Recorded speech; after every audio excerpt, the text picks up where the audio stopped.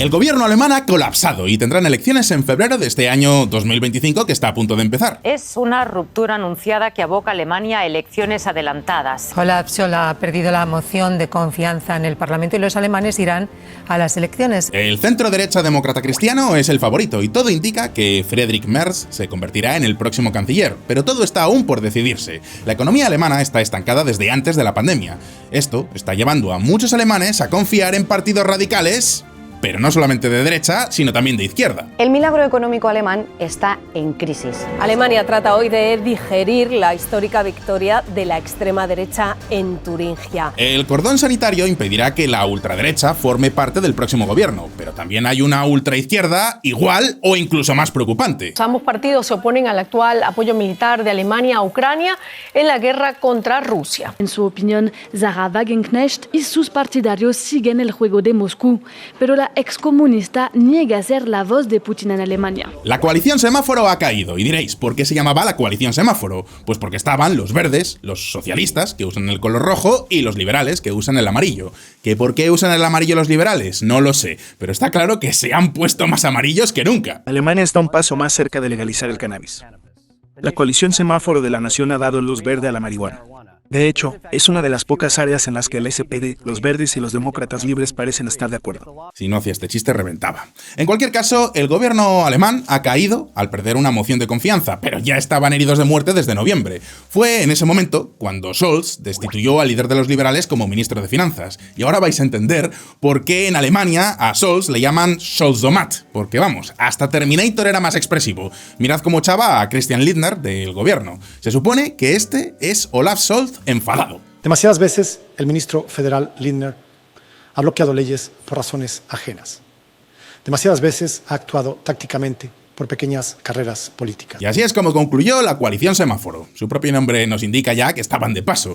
El problema es que la Alemania de hoy en día no es la de hace 3 años. El país está en crisis económica. El modelo alemán, que durante décadas fue la envidia del mundo, ha colapsado. Así que la pregunta es, ¿por qué la economía alemana lleva varios años ya en crisis? ¿Y cómo afecta todo esto a su situación política? ¿De verdad es un apocalipsis o hay solución? Hoy vamos a responder a estas preguntas, pero antes... ¿Cuál es el periódico que consulto todas las mañanas? Pues no leo un periódico, leo cientos de periódicos a la vez. ¿Cómo? Muy simple, utilizando Ground News. Podríamos decir que Ground News es la principal fuente de información que utilizo para hacer prácticamente todos los vídeos de este canal, porque Ground News es una aplicación y página web que recoge las noticias del día de los principales portales de información y te da el contexto necesario para que entiendas el sesgo editorial y la empresa que está detrás de cada uno. A mí me gusta decir que es como un mapa de los medios internacionales, es decir, no es que escriban las noticias, simplemente las clasifican y las ordenan para que las encuentres fácilmente. Eso sí, todo ello en inglés. De hecho, con Ground News no lees una historia. En realidad puedes ver el mismo tema cubierto por decenas o incluso centenares de medios. Puedes comparar el enfoque, dependiendo de si lo cubre un medio de izquierdas, de derechas o de centro. Vamos, que es más que un medio de comunicación. Ground News es un supermedio de comunicación. Y si sois seguidores habituales de este canal, me habréis oído 1000 veces hablar de Ground News. Eso es porque, además de que apoyan mi canal, es un servicio que recomiendo con todo el orgullo del mundo. Yo lo utilizo a diario y creo que el mundo sería un lugar mejor si todos vosotros lo usarais. Ya sabéis que uno es lo que lee.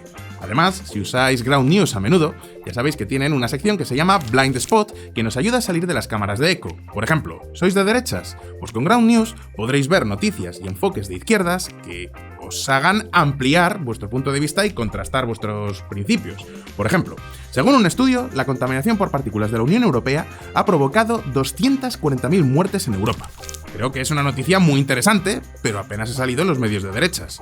Y, por supuesto, si sois de izquierdas, aplica lo mismo. ¿Sabíais que Milei está proponiendo negociar un acuerdo comercial con Trump? Apenas lo están contando los medios de comunicación de izquierdas. Y hombre, estaréis de acuerdo conmigo en que es una noticia muy relevante.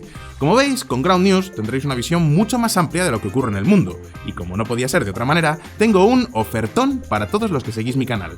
Básicamente, si utilizáis el enlace que os dejo aquí abajo en la descripción, tendréis un descuento muy jugoso. 50% en el plan Vantage, que es el plan que incluye todas las prestaciones. Así que ya sabéis, entrad en ground.news/Fonseca. Lo podéis utilizar también, ahora que se acerca la Navidad, para regalárselo a algún amigo, a algún familiar, ese compañero de trabajo o ese colega con el que siempre terminas discutiendo de política. Todos tenemos uno. Pues mira, Ground News puede ser un fantástico regalo para estas Navidades.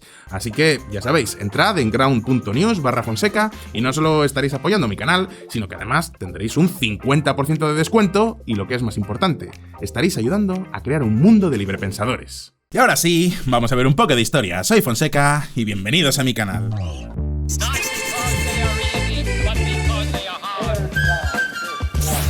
Alemania entró en el siglo XXI con el pie izquierdo. Es verdad que una crisis económica apenas tiene importancia al lado de la que liaron los alemanes en el siglo XX, pero hace 2 décadas Alemania pasaba por momentos verdaderamente complicados. Su economía se tambaleaba con altísimos niveles de desempleo.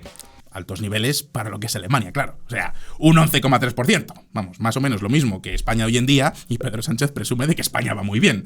El caso es que Alemania no lograba despegar tras el terremoto político y económico que supuso la unificación con el Este. Y claro, todos esperaban que una Alemania unida fuera el motor de Europa, que fuera tan fiable y potente como el Red Bull que le dan a Max Verstappen. Pues no, más bien se encontraron con el Red Bull que le dan a Checo Pérez. En aquel entonces gobernaba Alemania el canciller socialista Gerhard Schröder. Pues bien, Schröder es, como bien sabe mi buen amigo Vladimir Putin, un tipo pragmático. Y como la cosa no funcionaba, dio un giro de timón. Se fijó en la tercera vía de Tony Blair en Reino Unido y se puso manos a la obra.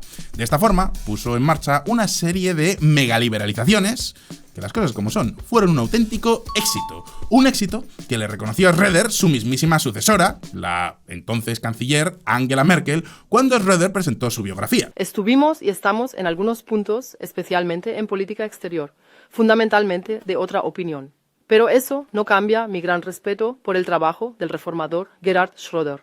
Schröder podía ser socialista, pero no era un radical de izquierdas. De hecho, su primer ministro de Finanzas apenas le duró en el cargo 5 meses, porque a su juicio, Schröder era un neoliberal. Estamos hablando de Oskar Lafontaine, una especie de Pablo Iglesias versión alemana, que después fundó su propio partido y, por cierto, es la actual pareja de Sarah Wagenknecht, la nueva rockstar de la izquierda alemana. Pero de eso vamos a hablar al final del vídeo, porque ahora estamos hablando de la Agenda 2010, es decir, la megaliberalización que paradójicamente hicieron los socialdemócratas. Aunque estas medidas fueron inicialmente muy impopulares, sentaron las bases para el llamado Jobwunder, es decir, el milagro del empleo alemán. Por fin Alemania lideraba el crecimiento en Europa. El mercado laboral alemán era mucho más flexible que el de otros países como por ejemplo España. Vamos, que era más fácil despedir y las prestaciones por desempleo tampoco eran muy altas. Es más, estas medidas siguen igual ahora, con lo cual deberíamos decir tampoco son muy altas. ¿Qué significa todo esto? Pues que las empresas tienen menos miedo a contratar. Conclusión, el desempleo bajó como por arte de magia. Bueno, en realidad no es magia, es lógica, pero no lo digas muy alto en España que te tachan de ultraliberal. Ahora bien, este milagro económico no solo se debe a el canciller Gerhard Schröder. Durante décadas, Alemania se había especializado en crear productos de alta calidad. Los franceses o los italianos se limitaban a fabricar productos a secas. Y en la época de la Guerra Fría todo esto funcionaba porque había muy pocos países industrializados en el mundo. Pero recordad que estamos hablando de los primeros años 2000, la era de la globalización. De repente países como China o Brasil empezaban a competir en el mercado global. Así que estos años fueron el comienzo del declive de Italia y Francia y, sin embargo, el auge de las fábricas alemanas porque habían estado reinvirtiendo continuamente. No olvidéis nunca que el marco alemán era una moneda muy fuerte. Así que, por mucho que los chinos quisieran competir con sueldos bajos, no podían competir con la calidad alemana. Países emergentes como Brasil o la India piden cada vez más bienes de inversión, como máquinas para la construcción. En Alemania las exportaciones crecen mucho más rápido que las importaciones. La diferencia, es decir, el saldo de la balanza comercial, es mayor que en cualquier otro país, incluida China. En menos de una década, Alemania creó 7 millones de puestos de trabajo. El Jobwunder resultó clave para que Alemania superase bastante bien la crisis financiera del año 2008. Mientras otros países europeos se hundían sin remedio por la gran recesión, Alemania se convirtió en la locomotora indiscutible de Europa. La fortaleza de las exportaciones y el significativo repunte de la demanda interna dispararon el crecimiento del Producto Interior Bruto alemán en 2010 hasta el 3,6% en términos interanuales, el mayor incremento desde la reunificación del país. La mayor economía europea se coloca, por tanto, a la cabeza en el avance de los países industrializados y dobla el crecimiento medio de la Unión Europea. Europea. Dos factores fueron decisivos en este éxito. Uno es que Alemania sumó a sus mercados tradicionales de exportación, como Estados Unidos o Francia, la potencia económica de las economías emergentes, fundamentalmente de China. Pensadlo así. Para convertirte en la fábrica del mundo necesitas una cosa, maquinaria industrial, y en ese sentido nadie mejor que los alemanes. Pero es que además, a medida que la economía china crecía, los chinos ganaban más dinero y querían comprarse cosas. Y si te quieres comprar un coche barato, pues te puedes comprar un Renault hecho en Francia, pero también te puedes comprar cualquier marca barata que encuentres por ahí, como un Tata hecho en la India o un coche de cualquier otro país del mundo que sea más o menos baratito. Hay un montón de marcas en el segmento de coches baratos. Ahora bien, si quieres un BMW o un Mercedes, eso solo te lo pueden vender los alemanes. Así que empresas como Siemens o Bosch encontraron en el mercado chino un campo muy fértil para sus productos. Para que os hagáis una idea, Volkswagen era el líder del mercado de automóviles en China. Ahora bien, el factor más diferencial para la buena salud de la economía alemana fue el segundo punto, el acceso a la energía barata. ¿Cómo lo consiguieron? Pues fundamentalmente a base de energía nuclear y de gas natural ruso. Estas fuentes de energía proporcionaron a la industria alemana una ventaja competitiva muy importante, y Schröder se encargó personalmente de que así continuara siendo. Nord Stream une directamente Rusia con Alemania y la Unión Europea a través de 1.224 kilómetros de tuberías que surcan de norte a sur el fondo marino del Báltico, y que junto al gasoducto South Stream dibujarán un nuevo mapa de tránsito para el gas en Europa. Ucrania y Bielorrusia pierden peso y su estatus de países de tránsito. Un duro golpe para sus economías sustentadas en los antiguos acuerdos de colaboración energética con Moscú. 2011, amigos, la época en la que Merkel hablaba ruso en la intimidad. Pero si pensáis que este fue el único error de Merkel, ya os avanzo que os equivocáis. Porque sí, durante muchos años Alemania fue el estudiante modélico, el ejemplo a seguir. La eficacia alemana es legendaria, solo hay que ver cómo juega el Madrid desde que falta Kroos. Pero el éxito alemán también tapó una complacencia peligrosa. Como todo funcionaba de maravilla, nadie sintió la urgencia de realizar reformas profundas, así que durante los 16 años de Merkel en el poder se priorizó la estabilidad sobre la innovación. La infraestructura pública comenzó a mostrar signos de desgaste y las inversiones en digitalización quedaron rezagadas, a la vez que lo quedaba también la transición energética, que avanzaba a paso de tortuga. Es como si Alemania hubiera decidido dormirse en los laureles, confiando en que su modelo económico seguiría funcionando indefinidamente. Incluso antes de la pandemia ya había varios signos de estancamiento. La economía alemana empezaba a perder fuelle, pero nadie quería enfrentarse a estos problemas estructurales, y mucho menos una Angela Merkel que estaba ya de salida. Porque sí, después de 16 años en el poder, llegó el momento de, como dicen en Alemania... Todo tiene un final, solo las salchichas tienen dos. Angela Merkel no se presentó a la reelección en el año 2021 y su partido perdió, pero por la mínima. De hecho, no creáis que la victoria de Olaf Scholz fue nada heroico. Prueba de ello es que tuvo que hacer una coalición con otros dos partidos. Tampoco recuerdo nada de lo que se propuso en esa campaña electoral. Seguro que en ese momento todos los candidatos dijeron eso mítico de «estas elecciones son las más importantes de nuestra historia», pero todos sabíamos que las diferencias entre uno y otro eran como Pepsi y Coca-Cola, como las diferencias que hubo entre Merkel y Schröder, o sea, cero. Y pensadlo así, cuando las cosas van bien, todos estamos de acuerdo. El problema es cuando van mal. Ahí es cuando las diferencias ideológicas empiezan a surgir. Pero, ¿qué es lo que está mal en Alemania exactamente? Pues ahora mismo lo vamos a ver. La desindustrialización de Alemania. Antes de seguir, si eres nuevo en este canal, permíteme que te recuerde que sacamos vídeos nuevos todas las semanas. Los telediarios te cuentan las noticias, yo te cuento la historia. Si te interesa la política internacional, la geopolítica o la economía, todo ello alineado con un poquito de sarcasmo y de humor negro, este es tu sitio. Así que ya sabes, suscríbete y dale a la campanita para no perderte ninguna de nuestras actualizaciones. Y ahora sí, sigamos con la historia de hoy. El éxito alemán hace años que desapareció y ha dado paso a un periodo de estancamiento. La situación es tan crítica que algunas voces ya hablan de que Alemania está empezando su desindustrialización. Claro, como os podéis imaginar, esto ha hecho saltar todas las alarmas en el país. Es como si en España nos amenazan con cerrar los bares. Los alemanes se preguntan cómo es posible que puedan quedarse sin su industria. Y claro, cuando empiezan a repasar sus políticas de las últimas décadas, se dan cuenta de que algunas decisiones que impulsaron el crecimiento alemán han demostrado ser errores estratégicos. Empecemos por la más importante, la energía barata. Porque sí, vale, Putin se ha disparado en una pierna cuando decidió invadir Ucrania. Pero para entonces los alemanes ya se habían pegado un tiro en la otra pierna con el apagón nuclear. Como muchos recordaréis, de cuando estaba en ese canal del que usted me habla, todo esto empezó con un calentón de Angela Merkel apenas meses después del accidente de Fukushima.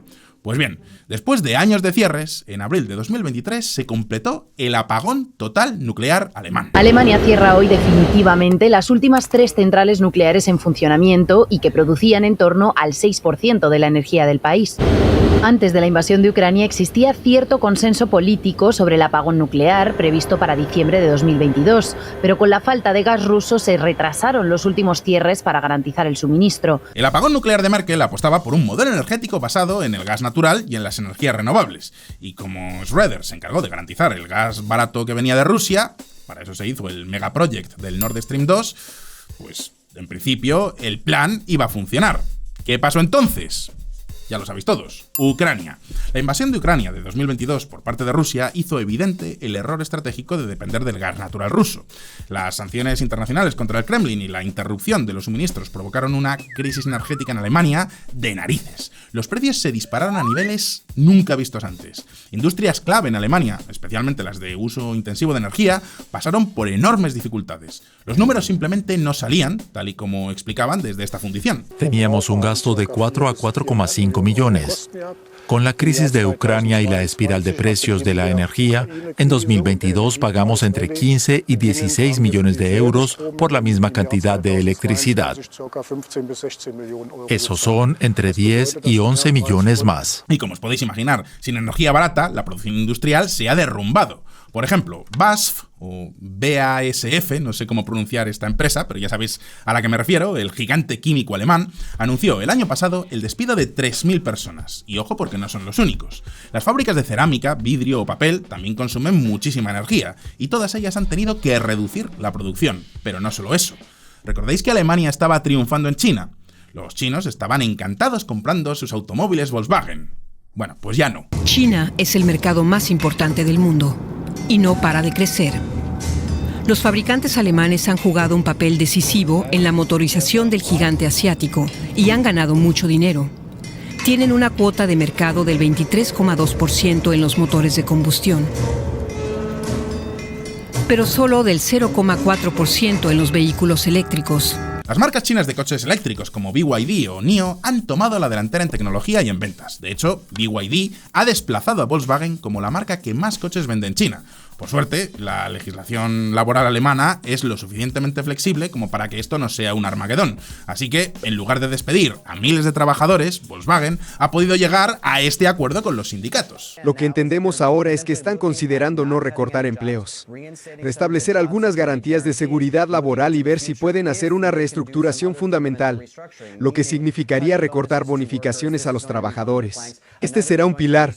Otra de las partes consistiría en mudar parte del ensamblaje y la fabricación de modelos de Alemania a México. ¿A México? Pues hombre, no sé si es el mejor momento para establecerse en México. Con esto, por supuesto, me estoy refiriendo a la que es la tercera pesadilla para Alemania, la victoria electoral de Donald Trump. Lo llamo pesadilla porque Estados Unidos es el mayor mercado del mundo, muchísimo más importante que China. Tendrá menos gente, pero esa gente tiene mucho más dinero. Y ya sabéis que Trump ha anunciado nuevos aranceles. El republicano Trump amenaza con aranceles masivos a las importaciones, no importa si se trata de coches, electrodomésticos o acero o de dónde procede. Si esas empresas no fabrican sus productos aquí, deberán pagar un arancel muy alto cuando envíen sus productos a Estados Unidos por competir con nuestros trabajadores y nuestras empresas protegidas. Ojo, sé que todo esto suena como el apocalipsis, pero aquí voy a daros un poco de optimismo.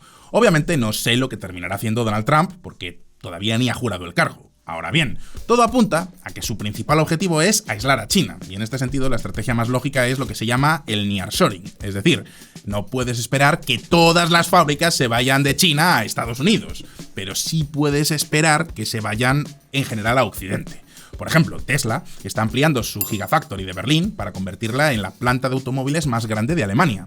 Intel ha anunciado una inversión de 30.000 millones de euros para construir 2 plantas de fabricación de chips. Ahora bien, 10.000 millones de euros van a salir de subsidios repartidos por el gobierno alemán, y algo similar va a pasar con la planta de chips de TSMC. Así que, a modo de resumen, el 70% de este proyecto será propiedad de TSMC, pero estos otros socios europeos tendrán cada uno una participación del 10%, y nuevamente es un proyecto de 10.000 millones de euros. 5 5.000 millones de euros de eso. La mitad proviene de un subsidio directo del gobierno alemán directamente a este proyecto para que se lleve a cabo. Y eso es, por supuesto, porque los alemanes están muy interesados en atraer este tipo de industria.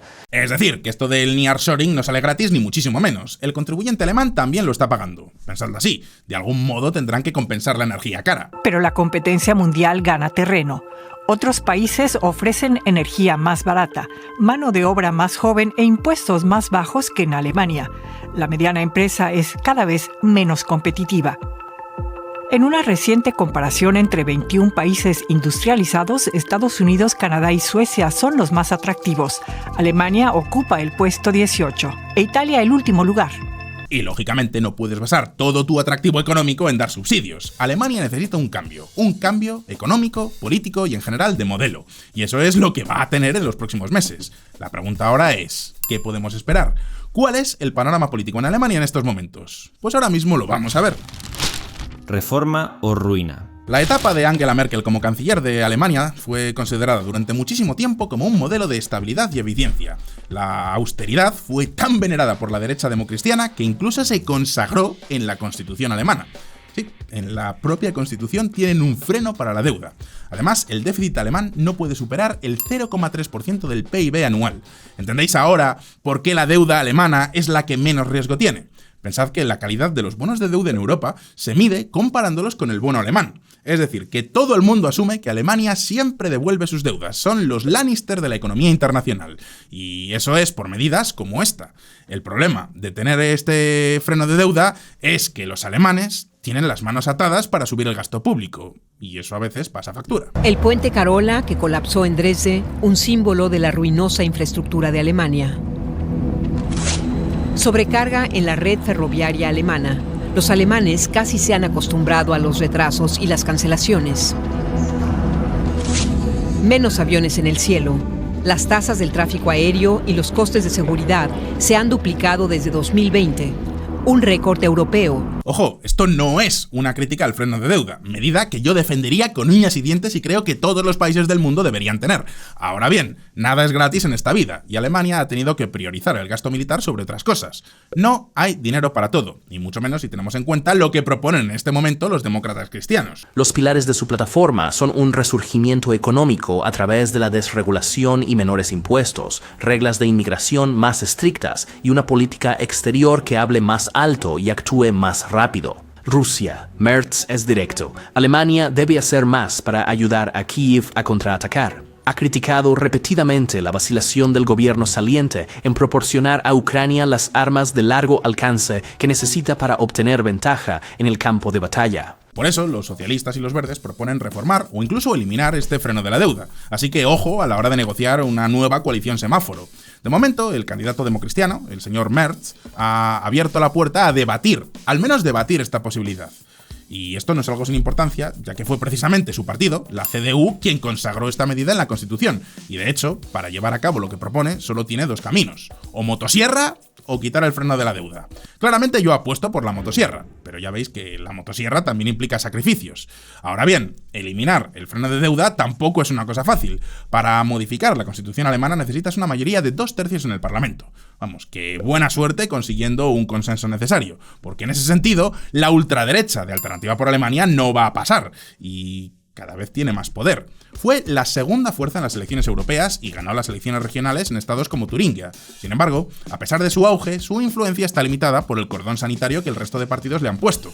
Pero mucho ojo, porque ya están hablando del Dexit, es decir, de sacar a Alemania de la Unión Europea. Así lo plantea su candidata, la señora Alice Weidel. Y si un país quiere dejar la Unión Europea, ¿por qué no caer automáticamente en una zona de libre comercio?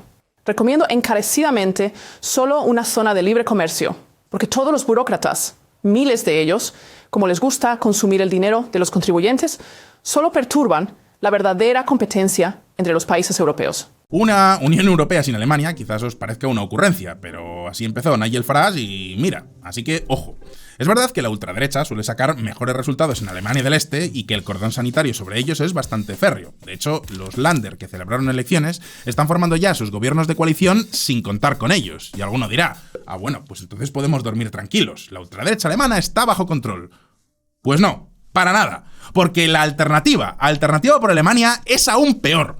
Os presento al BSW, la Alianza Sarah Wagenknecht, el primer partido político que conozco en mi vida que tiene el nombre de su fundadora en las propias siglas. Y sí, esta es la mujer del señor Oskar Lafontaine. Y sí, esta mujer es la nueva rockstar de la izquierda alemana. ¿Cómo la podría definir? Imaginad que Pablo Iglesias y Santiago Abascal se casaran y tuvieran un hijo. ¿Cómo podrían hacerlo? Pues no lo sé. ¿Quién sería el activo y quién sería el pasivo? Os leo en los comentarios. Pero imaginad que eso llega a pasar. O sea, que Santiago Abascal y Pablo Iglesias se casan y tienen una hija. Pues bien, la hija de ese matrimonio sería Sarah Wagenknecht. En todos los temas económicos es prácticamente stalinista, pero ha sido lo suficientemente inteligente para no caer en la trampa del discurso woke y perder votos. Todo lo contrario. Los carteles ya revelan el programa. Paz primero, más pensiones, más maestros y médicos, más viviendas y menos migración. Una contradicción evidente no irrita en absoluto a Sarah Wagenknecht. Por eso muchas personas desean menos migración, porque ocurre de la manera en que ocurre, es decir, de forma irregular. Y muchas personas con historia migratoria también lo desean. Y por supuesto también simpatiza con Rusia. Es decir, es el peor de los temores. Extrema izquierda, pero con neuronas suficientes como para no hacer el tonto y poder ganar elecciones. De hecho, esta mujer es la política alemana que más se está posicionando en contra de la guerra de Ucrania. Ha llegado a acusar de ser la OTAN la que arrinconó a Putin hasta dejarle sin otra opción que invadir Ucrania. Si a esto le unimos que considera que Alemania debería seguir comprando gas natural a Rusia, pues claro, muchos la ven como la voz del Kremlin, algo que por supuesto ella niega. Que nos difamen por hacer campaña a favor de las conversaciones de paz es una tontería. No somos amigos de Putin, pero queremos el fin de la guerra y no creemos que eso ocurra mientras sigamos enviando armas a Ucrania. Hace unos meses publiqué un vídeo explicando por qué parte de Alemania siempre ha sido prorrusa. Es decir, que esta mujer no es necesariamente el títere del Kremlin. No hace falta que la paguen desde Rusia para que piense de esta manera. Si entendemos la posición geopolítica en la que está Alemania, es lógico que gente como esta señora piensen de esta manera. Ahora bien, ¿qué papel puede jugar este partido nuevo en las próximas elecciones? Pues, por suerte, según dicen las encuestas, bastante pobre. Como veis, estaría en el 6% del voto. Vamos, que sería la quinta fuerza política. Lógicamente, las encuestas pueden fallar, pero por el momento todo apunta a que los demócratas cristianos llegarán al gobierno de nuevo. La pregunta ahora es, ¿con quién se van a aliar? Y aquí viene el gran dilema, porque pueden intentar formar una coalición con los socialdemócratas. No sería la primera vez que esto ocurre.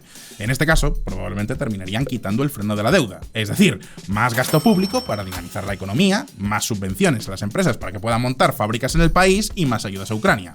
La otra opción sería una alianza con la ultraderecha de Alternativa por Alemania. Es decir, motosierra y probablemente replantear el modelo energético a uno que tenga más sentido. ¿El problema? Pues que la ayuda a Ucrania en este caso estaría pendiendo de un hilo. Esta es la encrucijada en la que se encuentra Alemania en este momento para salir de la crisis en la que están inmersos. En cualquier caso, vamos a decir las cosas claras. La crisis alemana tiene una salida bastante más sencilla que la crisis francesa. Ya sé que este año todos los youtubers hemos sacado montones de vídeos hablando sobre la decadencia alemana, porque no deja de ser un tema que vende mucho. La caída de un gigante. Todo el mundo quiere ver ese vídeo. Pero las cosas como son. En realidad, esta es una crisis que ha venido provocada por motivos externos. Alemania sigue teniendo un tejido empresarial muy resiliente y además muy poca deuda. Así que no es que estén para tirar cohetes, pero no están tan mal como otros lugares, como especialmente Francia. En cualquier caso, ahora la pregunta es para vosotros. ¿Pensáis que el cordón sanitario sobre la ultraderecha tiene sentido si significa caer después en las redes de la ultraizquierda, que es aún peor? ¿Creéis que Alemania debería dejar atrás la austeridad merkeliana para relanzar su economía? ¿O tal vez deberían tirar de motosierra? Podéis dejarme vuestra respuesta en los comentarios, pero no os vayáis todavía, porque ahora queda la sección más personal de este canal. ¡Vamos con OnlyFons! OnlyFons. Bienvenidos a OnlyFons, la sección donde hago fe de ratas, contesto vuestras preguntas y doy noticias del canal, pero hoy tengo que reservar este espacio para lo obvio, que es desearos a todos un feliz año nuevo y unas felices fiestas. Para este fin de año, por cierto, tengo una sorpresa. Es un especial de fin de año que no tiene nada que ver con estas fiestas, pero va a ser muy especial, valga la redundancia. Voy a publicar una entrevista con un comandante del ejército de Israel. Se trata de una entrevista que llevo más de un año intentando hacerla y por fin os la puedo traer. Se trata de una persona que ha estado en primera persona en la guerra de Gaza y nos va a contar su experiencia, pero además hablaremos de cómo funciona el ejército de Israel, qué piensa de los palestinos, etc. Se trata de un amigo personal mío que habla un español perfecto, es nativo, así que va a ser una oportunidad única que no encontraréis en ningún otro medio de comunicación para que podáis entender el conflicto árabe-israelí desde una perspectiva nunca vista en español. Son 3 horas de entrevista y es un formato pensado para que lo podáis escuchar en modo podcast cuando tengáis tiempo. No es lo que suelo traer a este canal, pero para eso está la Navidad y el fin de año, para preparar cosas especiales como esta. Y por supuesto también tenéis el último episodio de La Guerra Cultural, que lo hemos publicado esta Nochebuena. Si no lo habéis visto, echadle un vistazo que seguro que os gusta. Le hemos puesto un montón de cariño. La serie de La Guerra Cultural es una de las cosas que más he disfrutado haciendo y escribiendo este año que termina.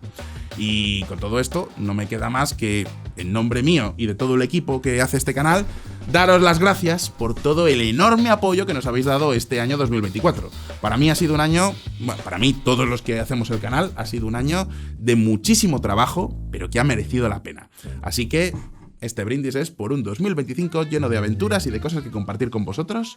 Y ahora, como siempre, no olvidéis que aquí, en este canal, sacamos vídeos nuevos todas las semanas, así que suscribíos a Solo Fonseca y dadle a la campanita para no perderos ninguna de nuestras actualizaciones. Si os ha gustado este vídeo, dadle a like y nos vemos en el próximo. Feliz 2005, gracias por estar ahí y hasta pronto.